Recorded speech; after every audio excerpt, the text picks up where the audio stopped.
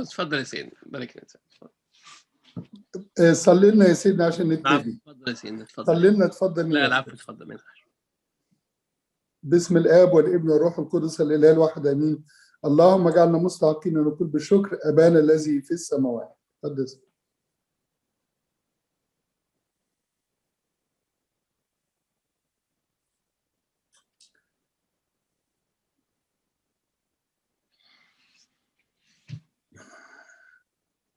بنشكر ربنا على وجود الميديا الحديثة دي اللي بتخلينا نتصل ببعض عبر القارات وعبر البلاد، ونقدر نشوف بعض ونتكلم مع بعض واحنا في مسافات كبيرة جدا بيننا.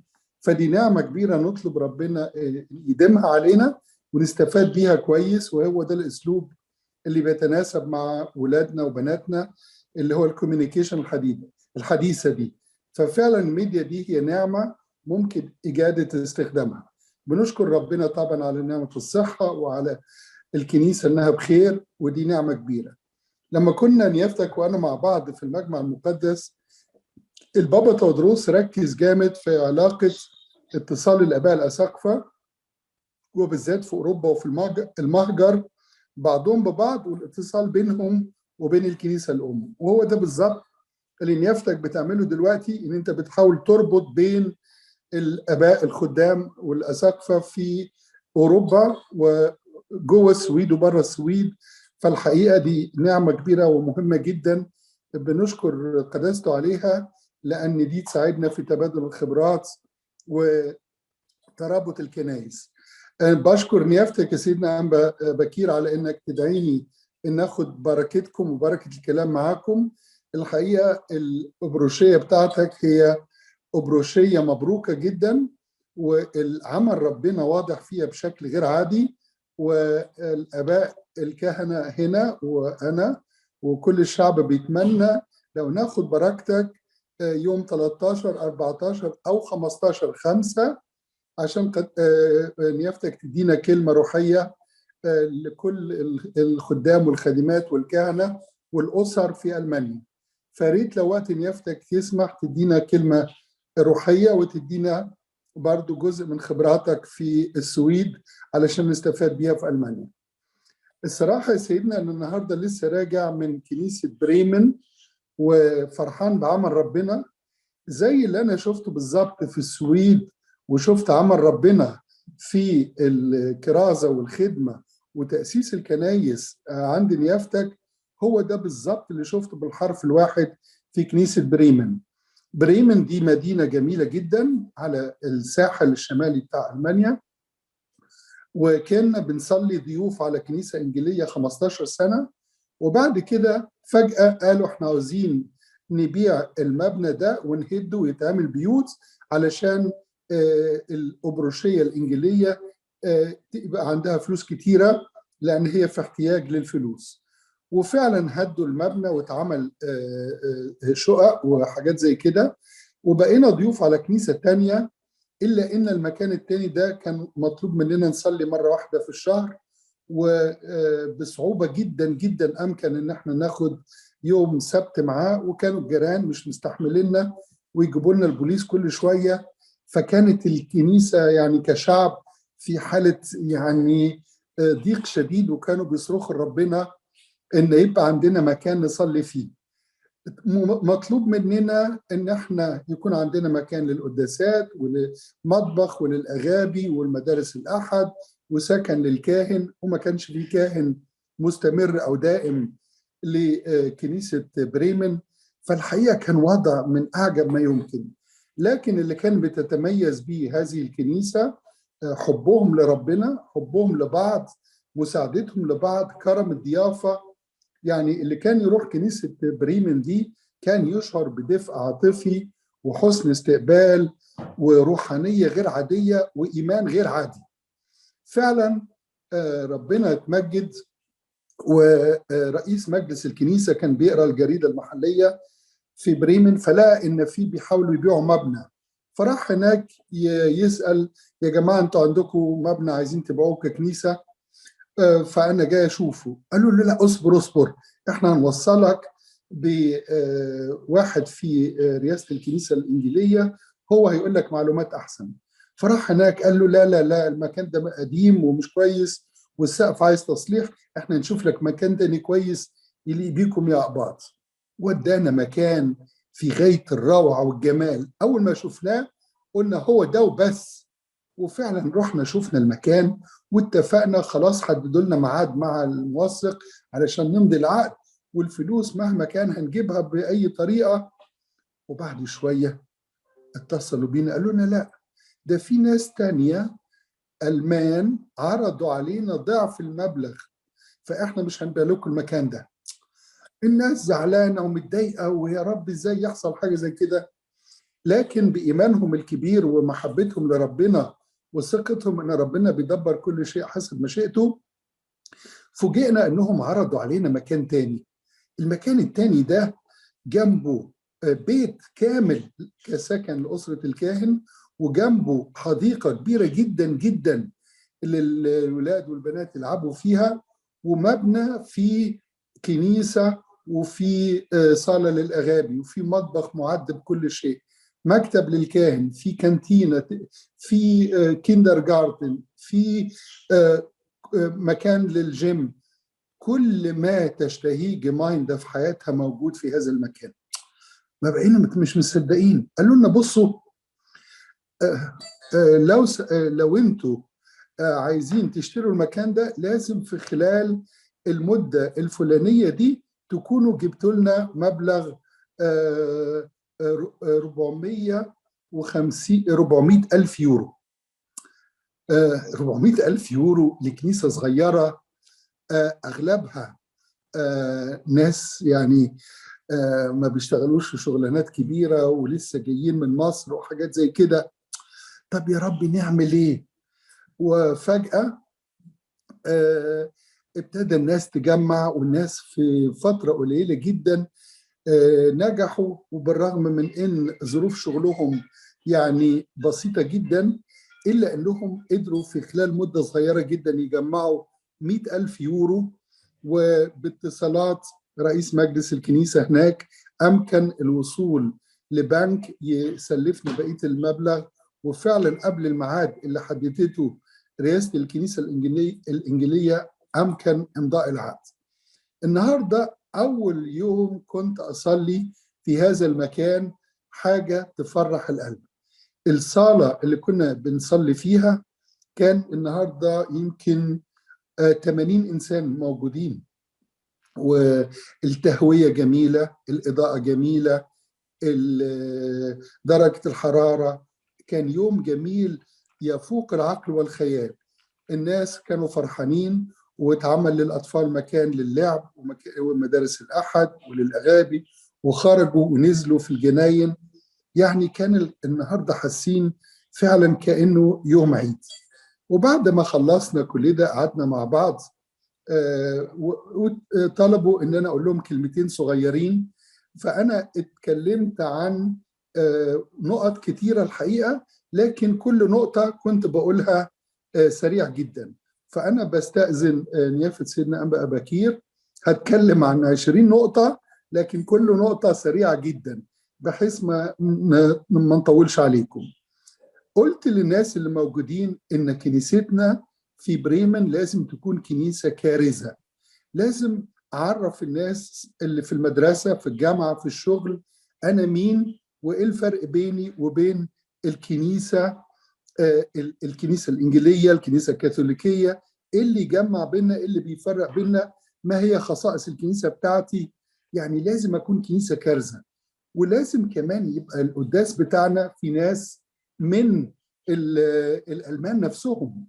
علشان كده كمان ضروري ان احنا نصلي باللغة الألمانية ونوعظ باللغة الألمانية، ويكون عندنا القدرة ان احنا نستقبل الناس ايضا في اوقات تانية غير القداس ونعمل عمل كرازي.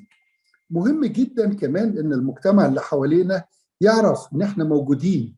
لازم يبقى في يافطة موجودة، لازم يبقى في ويب سايت، لازم يبقى في العلم بتاع بلادنا، لازم في صورة العائلة المقدسة، هروب العائلة المقدسة لأرض مصر. لازم نشارك المجتمع اللي حوالينا، بحيث إن المجتمع اللي حوالينا يعرف إن إحنا موجودين في هذا المكان، وإن دي عبارة عن سفارة مسيحية حقيقية موجودة، ومش مجتمع منغلق على نفسه. كمان الناس اللي حوالينا عايزين يعرفوا ميعاد القداس إمتى. لازم يبقى فيه فلاير موجود، بحيث أي حد يعدي علينا أنتوا مين، يقدر يقف على الباب ويقرأ على اللوحة المكتوبة ما هي الكنيسة القبطية، مواعيد القداسات، رقم التليفون، مين المسؤول، مين اللي ممكن يجاوب على الأسئلة بتاعتنا. فمفروض ان يبقى عندنا زي انفو ماتريال كده نديها للإنسان اللي يجي لنا ويسأل علينا. الحاجة التانية مهم جدا ان احنا ايضا نعمل دعاية للكنيسة بتاعتنا.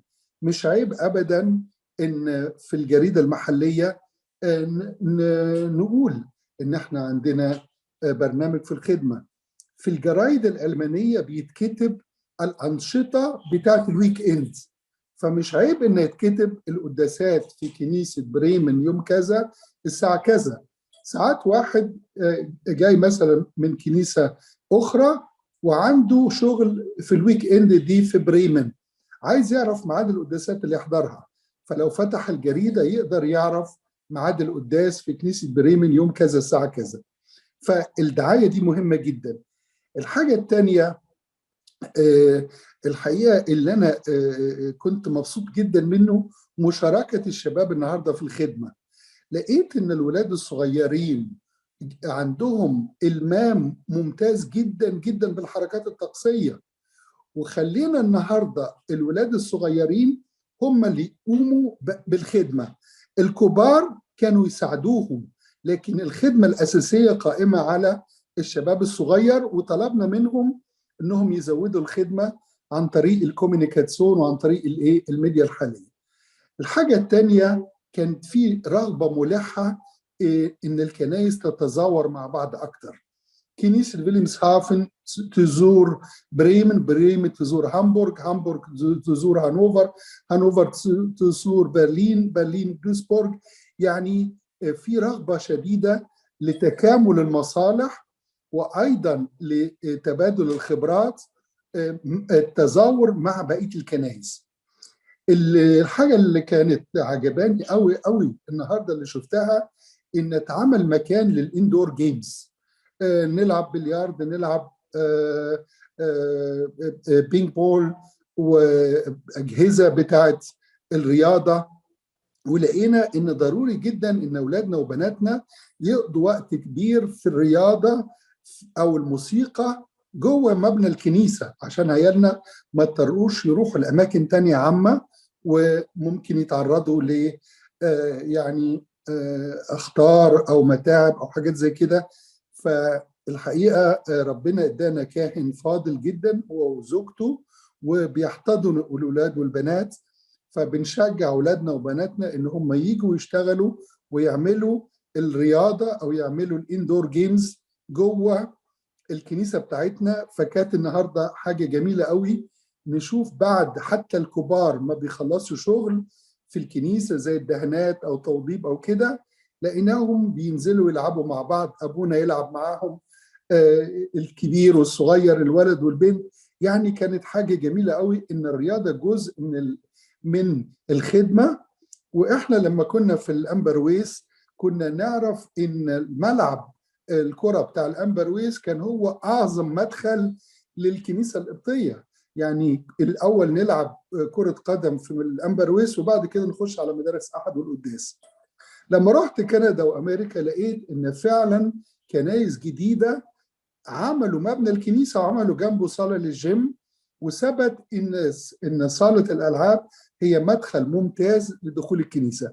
ففكرة إن كل كنيسة يبقى فيها صالة للألعاب دي فكرة ذكية جدا. النهاردة كان الجو جميل جدا جدا لدرجة مع العدد الكبير الموجود ده كنا بنفكر نعمل القداس بره في الجنينة. وميزة القداس في الجنينة إن التهوية جيدة، وإن فرصة إن يحصل عدوى لأي إنسان فرصة قليلة جدا. علشان كده يا ريت نفكر باستمرار كلما سمح الجو نعمل قداسات بره. أول ما الجو يسمح ودرجة الحرارة تسمح القداس بره احسن بكثير جدا من الاماكن المغلقه مهما عملنا تهويه ومهما عملنا حاجه. الحاجه الثانيه، لقينا ان الناس عندها رغبه شديده ان الهويه القبطيه بتاعتها تكون ظاهره. يعني لقيت روح جميله قوي موجوده هناك، ان هم عايزين حامل ايقونات من مصر، مش عايزين نعمل تقليد، وعايزين صور لها الطابع القبطي، ومش عايزين نقلد المجتمع الاجنبي. لان الاجانب لما بيجوا لنا بيقول لي انا مش عايز اشوف صور متاخده من اوروبا، انا عندي الحاجات دي متوفره، انا عايز اشوف الحضاره بتاعتكم انتوا. وعن طريق الرسومات وعن طريق الايقونات بتاعتنا بنقدر نشرح لهم اللاهوت بتاعنا والفكر فكر الاباء بتاعتنا والرموز بتاعت الايقونات. فعلشان كده كان في رغبه شديده جدا ان احنا نحتفظ بالتراث القبطي وننقل التراث القبطي لالمانيا، مش نقلد المانيا. فلقينا ان في رغبه ملحه لزياده او تقويم او تقويه الهويه القبطيه. لقينا ان الناس بيسالوهم هو ايه الوشم اللي انت عامله على ايدك ده؟ ايه الصليب اللي انت عامله ده؟ ايه الصليب الجلد اللي انت لابسه ده؟ طب ما تحكي لنا يعني ايه ده بالظبط؟ الحاجه كمان الجميله اللي احنا اتكلمنا فيها النهارده، ان انا كعضو في المجتمع الالماني ليا حقوق وليا واجبات. من ضمن حقوقي التمثيل السياسي لألمانيا. ليه وانا معايا الباسبور الالماني او عندي اقامه المانيه ليه ما اشتركش في حزب من الاحزاب؟ انا مطلوب مني اني ما اكونش سلبي، لكن انا عندي كيان وعندي وجود، وهذا الحق ممكن استخدمه. انا اشجع الناس انها تخش حزب، لكن ما اقولش الانسان ايه الحزب اللي هو يخشه، ده حاجه خاصه بيه ويعملها حسب ما ضميره وحسب ما علمه وحسب ما خبرته تسمح. لكن وجودنا في حزب من الأحزاب بيساعدنا إن احنا ننشر الحضارة بتاعتنا أيضا وسط هذا الحزب، وساعات الناس دي بتستفاد بإنها تتعرف على الكنيسة القبطية. مهم جدا إن احنا درسناه النهاردة كمان ضرورة إن احنا نبقى ملمين بالمجتمع اللي حوالينا. يعني مهم جدا مش أقرأ بس الكتب المسيحية وأقرأ الإنجيل وأعمال الرسل وأقرأ السنكسار وأقوال الآباء آباء الصحراء. مهم جدا أيضا أعرف الأخبار الريجونال والأوفر ريجونال عشان أعرف المجتمع اللي حواليا مشغول بإيه، وإزاي أقدر أشارك في مشاعرهم وفكرهم وفي مشاكلهم وفي أفراحهم. فمهم جدا جدا أكون ملم بالأخبار. قراءة الجريدة اليومية دي حاجة مهمة، وقراءة أيضا أو سماع الأخبار. لقينا النهاردة من الضروري كمان وجود مكتبة. الكتاب الصغير مهما كان بسيط ممكن جدا يقود إنسان للإيمان أو يوجه إنسان في طريق ربنا. كتيب صغير جدا جدا جدا له تأثير جبار على حياة إنسان وعلى كرازة إنسان وعلى دخول النور لحياة إنسان. فالمكتبة دي ضرورية جدا ولازم تأسيسها في كل كنيسة، سواء مكتبة بالكتب الكلاسيكية أو مكتبة حديثة. من الحاجات كمان الضرورية إن احنا نجامل إخواتنا في الطوائف التانية. يعني عيد الميلاد بتاعنا في 7 يناير، لكن عيد الميلاد عند الأوروبيين في 25 ديسمبر. مش عيب إن أنا أجاملهم في 25 ديسمبر وأدعيهم ويدعوني وأشاركهم في فرحة العيد الميلاد بتاعهم، لأن العلاقات المسكونية في منتهى الأهمية. لقينا من الضروري كمان إن الكنايس في كل الأبروشية لازم يكون عندها نتورك للويب سايتس بتاعتها. يعني أنا لو جالي مهمة للخدمة في مدينة زي هامبورغ، عايز أعرف عنوان الكنيسة واسم الكاهن ومواعيد الخدمة، فمهم جدا إن يبقى في نتورك يربط كل الكنائس في الأبروشية ويربط أيضا الأبروشية بالأبروشيات الأخرى.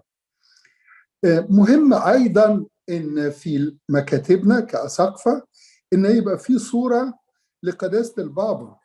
يعني دي مش فضل مننا، ده شيء ضروري ان رئيس الكنيسة لازم يبقى له صورة موجودة، زائد اسقف او مطران الابروشية زي الانبا بكير كده، ولازم كمان صورة رئيس الجمهورية بتاع مصر، وايضا رئيس الجمهورية او الملك بتاع البلد اللي احنا عايشين فيها، لان ده نوع من الوفاء ونوع من احترام البلد اللي احنا عايشين فيها، وايضا دليل على ارتباطنا وقوميتنا.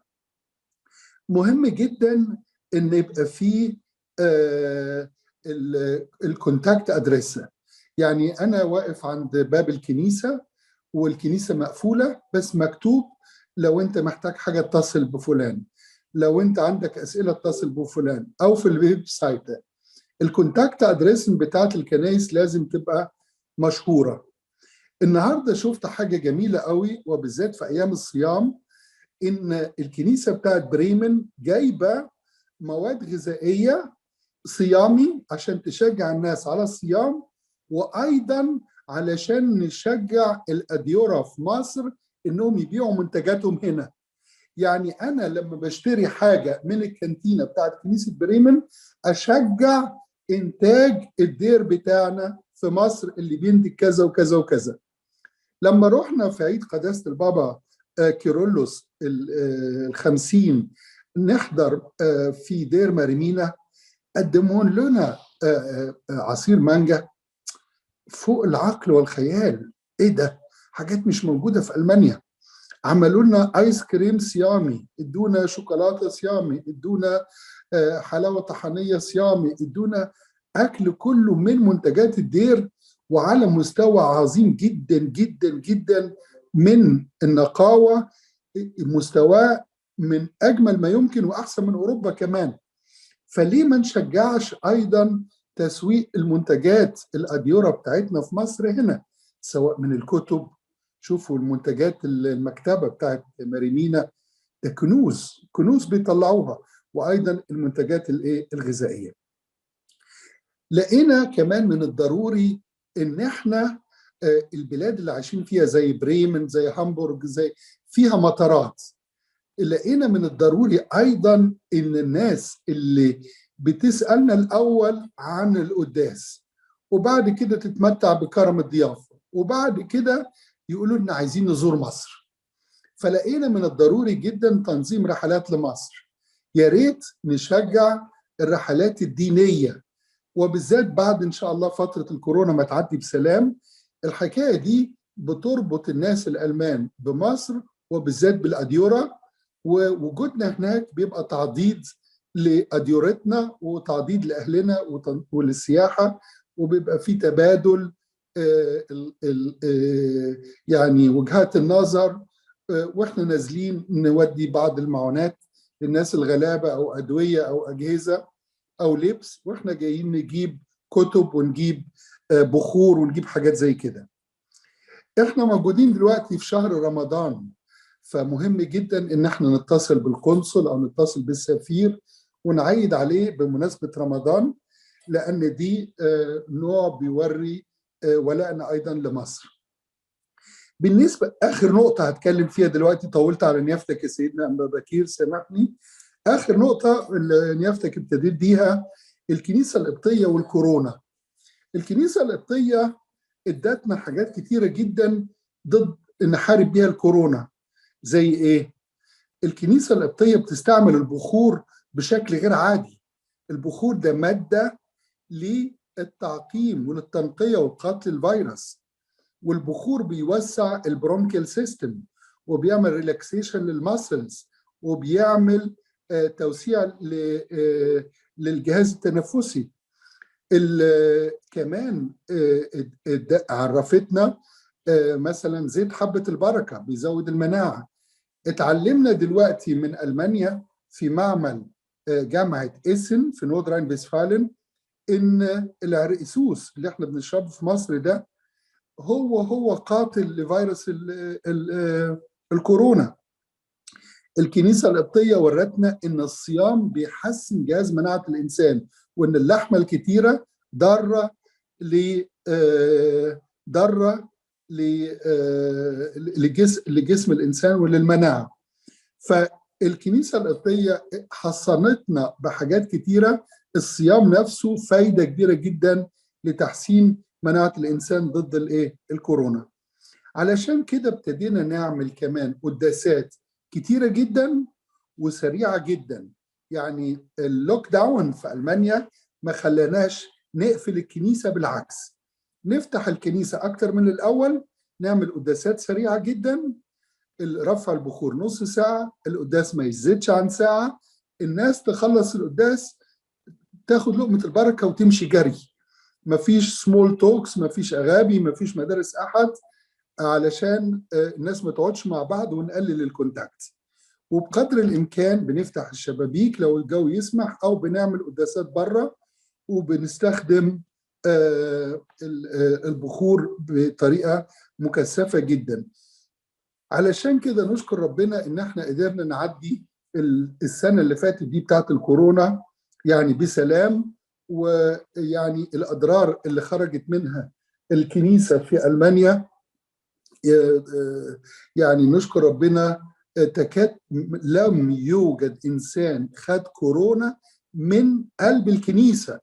اللي خد كورونا واحد دكتور خدها من بره من الشغل بتاعه، أو حد خد الكورونا من طرف العيلة بتاعته لكن مش من الكنيسة. لم يوجد واحد فقط خد الكورونا من صحن كنيستنا إلى الآن، ولم تنقطع القداسات من فترة مارس 20 إلى اليوم. نطلب من ربنا أنه ينعم بالصحة والعافية لقدس أبونا بولس، ويساعده علشان يقوم ويتمم الرسالة التي ائتمنه من أجلها. نطلب من ربنا يعدي البانديمي بسلام من بلادنا في مصر وفي العالم كله، بصلوات سيدنا الأنبا بكير. يعني أنا بشكركم من كل قلبي على إن أنتوا اديتوا لي فرصة إن آخد بركتكم. وأنا بهنئ أنفسنا في أوروبا، وبهنئ بلاد الإسكندنافية بهذا المطران المكرم، الأب الحنين، الأب الوديع، العالم الكبير في الطب وفي اللاهوت وفي الرعاية. هنيئا للبلاد الإسكندنافية، وهنيئا لنا كلنا بهذا القديس العظيم. نطلب من ربنا يساعده ويقف جنبه علشان يتمم رسالته ويكون كارز عظيم ونائب للقديس العظيم ماري مرقس في البلاد الإسكندنافية وفي كل أوروبا. نشكركم ونتمنى لكم أمسية سعيدة. اذكرونا في صلواتكم ونسمع عنكم كل خير. شكرا سيدنا على الكلام المعاش، ومبروك الخدمة في اسمها بريم دي أو الحتة الجميلة دي. كلام كله معاش، ويعني يفتك عايش الخدمة في أسبانيا في ألمانيا كسفير للمسيحيين. يعني ممكن يفتك تكلمنا إزاي إحنا برضو نوري مسيحيتنا للناس إزاي من غير وعظ؟ سيدنا في المدرسة بنقول لزملائنا أنا مش هقدر أكل معاكم ده عشان صايم. طب أنت صايم ليه؟ ونبتدي نكلمه. أنت لابس الصليب ده ليه؟ وابتدي أقول له رموز الصليب. طب أنت ليه هتغيب يوم الجمعة الكبيرة؟ طب ما تحكي لي إيه السبب؟ وابتدي أحكي له. الأعظم كارث عندنا يا سيدنا هو تلميذ المدرسة. تلميذ المدرسة يروح لزميله اللي قاعد جنبه على الدكة ويقول له احنا عندنا قداس بكرة، ما تيجي تبيت عندي ونروح مع بعض الكنيسة. ويقنع التلميذ زميله اللي جنبه في المدرسة يجي بايت عنده، ويجي تاني يوم يروح الكنيسة. يجي لي ولد وجايب لي معاه ولد تاني وجاي يتناول. اقول له انت جبت ده منين؟ يقول لي انا شرحت له ان احنا عندنا قداس وجبته وبيت عندي وحضر القداس. ايه ده؟ ايه الجبروت ده؟ وهكذا في مكان العمل، في مكان الدراسة، في مكان الجامعة، في مكان النشاط بتاعي. احكي للناس يعني سواء انا لابس كده ليه، او انا حاطط الوشم ده ليه، او فامكانيه ان احنا نعرف الناس امكانيه كبيره جدا. او مصر من ضمن المصادر المهمة اللي بتقرب الناس أو مدخل كويس هو كرم الضيافة. الأقباط معروفين بكرم الضيافة. كرم الضيافة ده مدخل مهم جدا للناس، إن هم يسألوك أنت مين؟ بتعمل إيه؟ إيه الفرق بيننا وإيه اللي يجمع بيننا؟ والحاجة التانية إن إحنا نعمل مثلا اليوم المفتوح. اليوم المفتوح في كنيسة كذا، بندعوكم للتعرف على كنيسة كذا، أو إحنا جايبين في اليوم ده عندنا مثلا حامل أيقونات عايزين نعرضه ونشرح الرموز بتاعته، أو إحنا عندنا كورس لتعليم الأيقونات. ما هي رمز الأيقونة؟ ليه الفنان المصري بيعمل أيقونة راسها كبيرة وعينيها واسعة ومناخير صغيرة وبق مقفول وبق صغير ومفيش تفاصيل أناتومية زي لازم نشرح. فلازم نعمل مرة كونسيرت نعزم الناس، نعمل مرة كورس أيقونات، ممكن مرة نروح ناخد الشمامسة ونجامل إخواتنا البروتستانت في عيد الميلاد بتاعهم ونقدم حتة لحن صغير، أو في عيد القيامة بتاعهم، أو في اجتماعات المسكونية. لما أنا أخد مثلا بعض الشمامسة أو بعض الكهنة ونروح نعمل لحن في كنيسة إنجيلية أو كنيسة كاثوليكية ونقول لهم اللحن ده معناه كذا وكذا، اللحن ده كان الفراعنة بيرتلوه وهم شايلين الملك، هو ده نفسه بنرتله في أسبوع الآلام لما بننظر للسيد المسيح المصلوب كأنه ملك في نظرنا، وأنه هو مش ضعيف لكنه قوي. فييجوا بعد كده يقول لك طب ممكن نزورك، وهكذا. فإذا أنا زرت الناس هيزوروني، لو فتحت الباب للناس، لو أنا فتحت الباب للناس الناس هتجيلي. في واحد بيسأل ما هو رمز الصليب. لما يقول لي الألمان ويقولوا لي أنت إيه اللي لابسه ده؟ أقول لهم أنا لابس صليب. الصليب بالنسبة لنا ما هواش عار ولا ضعف، الصليب هو قوة، هو هوية، هو حماية، هو بركة. بنلبس الصليب من الجلد، جلد الحيوان، لأن علشان نحصل على الجلد لازم في ذبيحة تتذبح، ودي رمز لذبيحة السيد المسيح. الصليب بتاعنا ما فيش عليه المصلوب لأنه قام من الأموات. نلاقي في كل طرف 3 دواير رمز للثالوث الأقدس، الآب والابن والروح القدس. الصليب في الأطراف 12 دايرة بتفكرنا بال12 رسول، في جوه 4 دوائر بتفكرنا بال4 أناجيل. إحنا بنلبس الصليب لأنه نوع من الكرازة، هو ده هويتنا، هو ده حمايتنا، هو ده بركتنا، هو ده الهوية بتاعتنا، ما بنتكسفش منه. لما تحكي لهم عن الصليب ده يقول لك طب ما مش عندكش صليب صغير ممكن اشتريه منك؟ نقول له عندنا صلبان. نروح مصر عند الصعايدة بتوع المنيا ونقول لهم احنا عايزين نشتري منكم صلبان، بس ما نشتريش الحاجات اللي جايه من الصين التقليد، نشجع الناس اللي بتعمل عمل يدوي ونشتري منها، وبدل ما يطلب مني 10 ساغ في الصليب اديله 15 قرش. ما فصلوش ابدا ولا عصره، انما اديله واشجعه عشان العمل اليدوي ده ما يضيعش مننا ابدا، وهكذا. فادي مثلا شرح الصليب. ساعات نقول لهم احنا بنستعمل ايضا الصليب من الخشب، لان الخطيه الاولى كانت مرتبطه بالخشب. تفاحه جايه من شجره الساق بتاعها خشب، علشان كده المسيح لما تمم دفع ثمن الخطيه اتصلب على خشبه. الخشبه اللي ابتدت منها الخطيه، الخشبه هي اللي انتهت منها نتائج الخطيه. عشان كده اتصلب السيد المسيح على خشبه، ونقدم للعيال الصغيره صليب من الخشب ونقول لهم السبب بتاعه.